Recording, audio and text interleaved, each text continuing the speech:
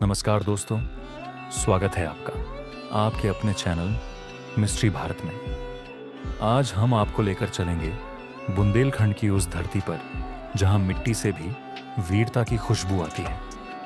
ये कहानी है उन दो अमर योद्धाओं की जिनके नाम सुनते ही दुश्मनों के दिल कांप उठते थे। हाँ दोस्तों, हम बात कर रहे हैं आल्हा और ऊदल की। बड़ेल डैया महोबा वाले जाकी मार से ही ना जाए, एक को मारे दुई मर जाए, तीजा खौफ खाए मर जाए। जी हाँ दोस्तों, मैं बात कर रहा हूं बुंदेलखंड के उन दो महान योद्धाओं की जिनके आगे बड़े से बड़े दुश्मन थर्राते थे, जिनका नाम था आल्हा और ऊदल।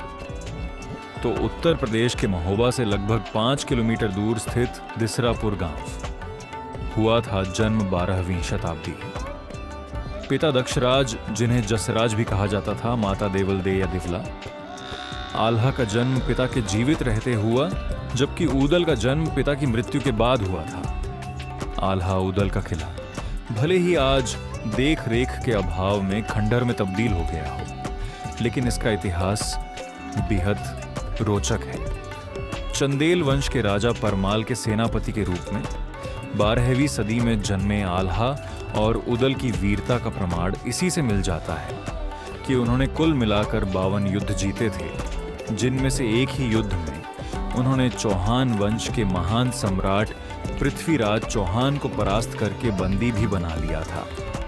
घने जंगलों, पहाड़ियों और तालाब से घिरे हुए इस किले को राजा परमाल ने खास तौर पर आल्हा और ऊदल के लिए बनवाया था। यही पास की पहाड़ी पर एक सुरंग भी दिखाई देती है, जिसके बारे में कहा जाता है कि आज तक किसी को नहीं पता कि ये सुरंग आखिर कहाँ निकलती है।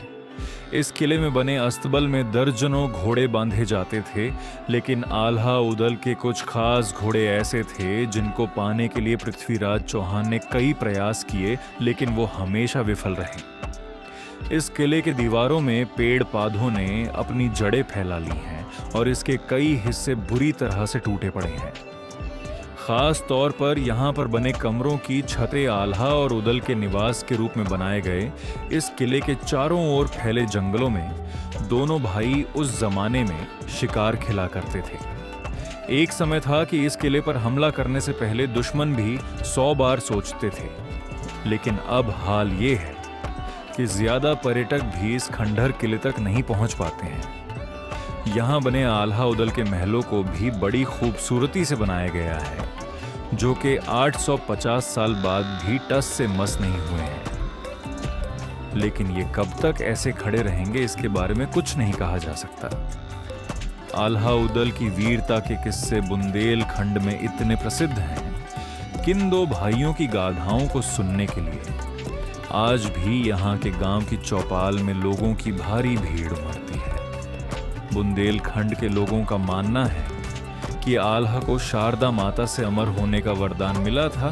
कहा जाता है कि साथ में श्याम देवी युद्ध में लड़ती थी, इसलिए ऐसा कहा जाता है कि आज भी वो जिंदा है और उनको यहाँ भगवान की तरह माना जाता है। आज मैं आपको लेकर जाने वाला हूँ बुंदेलखंड के वीर योद्धाओं आल्हा ऊदल के किले में, और इसके इतिहास और रहस्य से जुड़ी सारी जानकारी।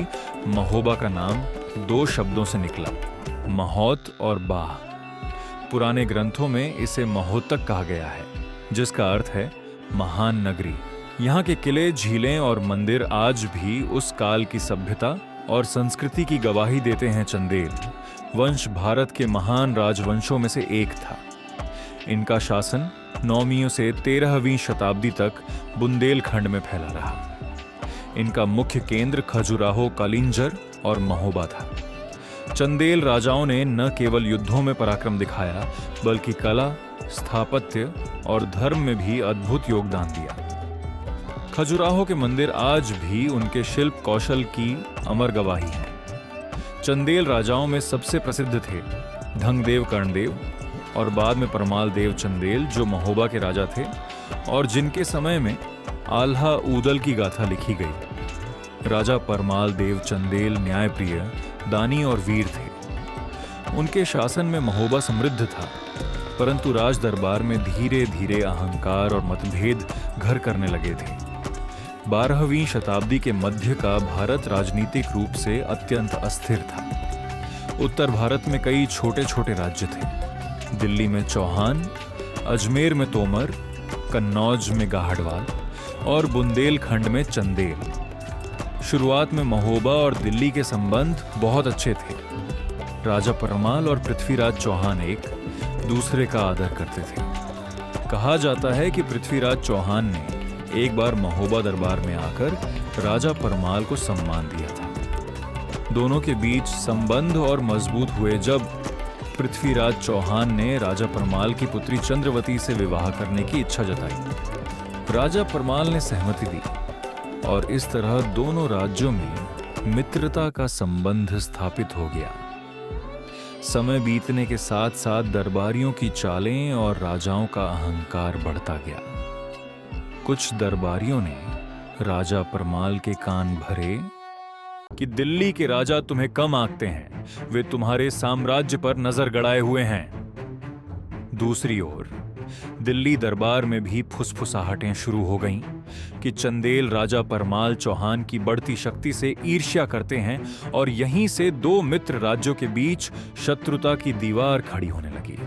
बुंदेलखंड में सम्मान सबसे ऊपर था। यहाँ के लोग कहते, धन खो जाए तो फिर मिल सकता है, पर मान खो जाए तो जीवन व्यर्थ है।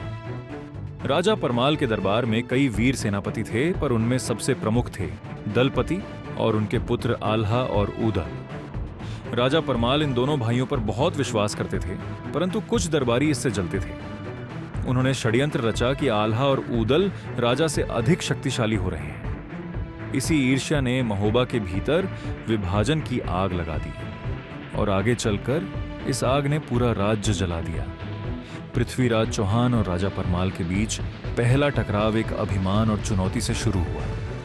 कहा जाता है राजा परमाल ने एक बार सभा में कहा, बुंदेलखंड की भूमि में जो वीर जन्मे हैं उन्हें कोई परास्त नहीं कर सकता, चाहे वह दिल्ली का सम्राट ही क्यों ना हो। यह बात किसी तरह दिल्ली दरबार तक पहुंची। पृथ्वीराज चौहान के स्वाभिमान को यह बात चुभ गई। उन्होंने संदेश भेजा, हम मैत्री चाहते हैं, पर अगर कोई हमें ललकारेगा तो हम उत्तर तलवार से देंगे। बस यही वह क्षण था जिसने मित्रता को दुश्मनी में बदल दिया। दो भाई जिनका भाग्य अब भारत की सबसे भीषण लड़ाई में लिखा जाने वाला था। शाम के समय जब सूरज लाल हो गया, तब रणभूमि में एक क्षण आया जब आल्हा और पृथ्वीराज चौहान आमने सामने हुए। दोनों महायोद्धा जिनके नाम से सेनाएं थर्राती थीं। पृथ्वीराज ने कहा, आल्हा तू वीर है, पर भूल गया कि चौहान की तलवार के आगे कोई टिक नहीं सकता। आल्हा मुस्कुराए, राजन, तलवार की धार नहीं, योद्धा का हृदय जीतता है। देखना, आज इतिहास तय करेगा कौन सच्चा वीर है। दोनों की तलवारें टकराईं, चिंगारियां उड़ने लगीं, रणभूमि का हर सैनिक थम गया। घंटों तक युद्ध चला। आल्हा का घोड़ा घायल हो गया, पर वे फिर भी लड़े, पैदल, अपने प्राणों की बाजी लगाकर। कहा जाता है कि उस दिन धरती ने स्वयं देखा था दो ऐसे वीर जिन्हें हारना नहीं आता था। रात गहराई, छां दुगाया। चौहान सेना ने महोबा की दीवारों को तोड़ दिया। आल्हा घायल पड़े थे। तब ऊदल आगे बढ़े।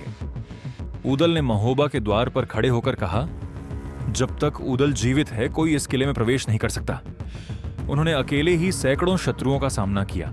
पृथ्वीराज स्वयं भी चकित थे उस वीरता को देखकर, पर अंततः ऊदल को एक तीर लगा हृदय के पार। वह गिर पड़े, पर उनके होठों पर अंतिम शब्द थे, जय महोबा, जय मां चंदेला। उनकी मृत्यु के साथ ही युद्ध का रुख बदल गया। चंदेल सेना पीछे हट गई और महोबा धीरे धीरे चौहान साम्राज्य के अधीन हो गया। आल्हा ने जब ऊदल का शव देखा, उनकी आंखों से आंसू बह निकले। उन्होंने प्रतिज्ञा ली कि वे अब किसी दरबार के लिए नहीं, केवल धरती मां के लिए लड़ेंगे। कहा जाता है कि बाद में आल्हा ने संन्यास ले लिया और हिमालय की ओर चले गए। उनके बलिदान की गाथा आज भी बुंदेलखंड की धरती पर ढोलक की थाप और आल्हा गीतों में गाई जाती है। ऊदल गया रण में, आल्हा लड़ा अकेला। महोबा की धरती पर युद्ध के बाद का सन्नाटा छा गया था। वह भूमि जो कभी रणभेरियों की गूंज से कांप उठती थी, अब राख और रक्त से भीगी हुई थी। किले की दीवारों पर धुएं के निशान थे, सरोवरों का जल लाल पड़ चुका था। राजा परमाल देव का मन टूट चुका था। उन्होंने अपने राज्य का वैभव खो दिया। अपने सबसे प्रिय योद्धा आल्हा और ऊदल की वीरता के बावजूद भाग्य ने महोबा से उसकी स्वतंत्रता छीन ली थी। दिल्ली लौटने के बाद भी पृथ्वीराज चौहान के मन में शांति नहीं थी। उन्होंने कई युद्ध जीते थे, पर महोबा का युद्ध उनके हृदय में घाव बन गया। वे अक्सर कहते, मैंने राज जीता पर इंसानियत हार गया, क्योंकि उन्होंने देखा था ऊदल के वीर गति को प्राप्त होने के बाद आल्हा ने कहा था, राजन आप विजयी हैं, पर आज महोबा की माटी अनाथ हो गई। उस वाक्य ने पृथ्वीराज के मन में अमिट छाप छोड़ दी। युद्ध के कुछ माह बाद आल्हा ने सब कुछ त्याग दिया। उन्होंने हथियार जमीन पर रख दिए और महोबा की धरती को प्रणाम किया। अब मेरा जीवन रणभूमि के लिए नहीं, तपोभूमि के लिए है। वे उत्तर की ओर निकल पड़े। कहा जाता है नर्मदा के तट से होते हुए हिमालय की गुफाओं में जाकर वे लुप्त हो गए। कुछ लोक कथाओं के अनुसार आल्हा ने शिव भक्ति को अपना जीवन बना लिया और अमृतत्व प्राप्त किया। आज भी बुंदेलखंड में एक स्थान है जिसे आल्हा तालाब कहा जाता है वहीं उन्होंने अपने हथियार छोड़े थे। महोबा का किला आज भी इतिहास और रहस्य दोनों को अपने भीतर समेटे है। स्थानीय लोगों का कहना है कि पूर्णिमा की रातों में जब हवाएं तेज चलती हैं तो किले की दीवारों से ढोलक और रणभेरी की हल्की आवाजें आती हैं। कुछ कहते हैं वह आल्हा ऊदल की आत्माएं हैं जो आज भी अपने अधूरे युद्ध की कहानी कहती। महोबा का हर पत्थर जैसे अब भी उस युद्ध की गवाही देता है। आज भी जब कोई महोबा किले पर जाता है, वहां टूटी हुई दीवारें, जले हुए शिलालेख और प्राचीन मंदिर दिखाई देते हैं। माना जाता है कि वहां कई भूमिगत सुरंगें हैं जो चंदेलों के गुप्त रास्ते थे, पर अब उनमें अंधकार और रहस्य है। पुरातत्व विभाग के अनुसार किले के नीचे एक छिपा हुआ कोषागार भी हो सकता है, जिसका पता आज तक किसी को नहीं चल सका। किला ग्रेनाइट और बलुआ पत्थर से बना है, जिसे पहाड़ी की प्राकृतिक चट्टानों के ऊपर बनाया गया। यह किला पूरी तरह से प्राकृतिक सुरक्षा प्रणाली पर आधारित था, यानी 3 ओर से खाई और चौथी ओर पानी का सरोवर। कहा जाता है कि इस किले की दीवारें इतनी मोटी थीं कि तोप के गोले तक असर नहीं करते थे। इस किले की रचना में इंजीनियरिंग और सौंदर्य दोनों का अद्भुत संगम है। ऊंचे बुर्ज, गुप्त सुरंगें और जलाशय इसे और भी अनोखा बनाते हैं।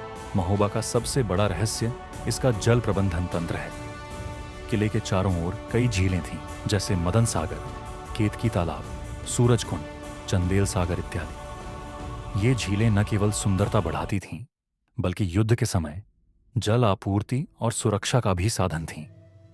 चंदेलों ने कुओं और सुरंगों को इस तरह बनाया था कि दुश्मन कभी पानी का रास्ता न रोक सके। आज भी जब बारिश होती है तो पुराने कुंडों में पानी भरकर प्राचीन पत्थरों के बीच बहने लगता है, जो इस तकनीक की महानता दिखाता है। किले के अंदर कई प्राचीन मंदिरों के अवशेष हैं, जो इस बात का प्रमाण है कि चंदेल शासक धार्मिक और कला प्रेमी थे।